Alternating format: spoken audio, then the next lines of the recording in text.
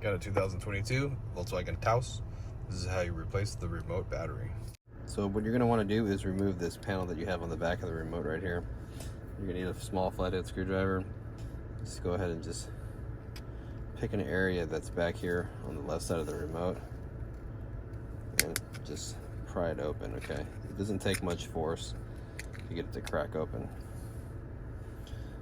Turn it upside down. We can use a small flathead screwdriver to just pry the battery out. I'll show you what size battery the remote uses. Get you a new battery. We're looking at a CR2032. There is a link in the description box for some new batteries. If you're looking to buy some, it takes you to Amazon. So check that out.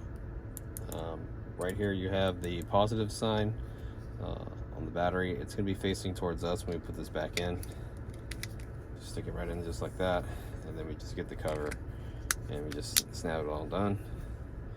That's pretty much it. Hope the video was helpful. If it was, appreciate it. If you leave me a comment, tell me how I'm doing, and drop me a like. See you guys in the next video.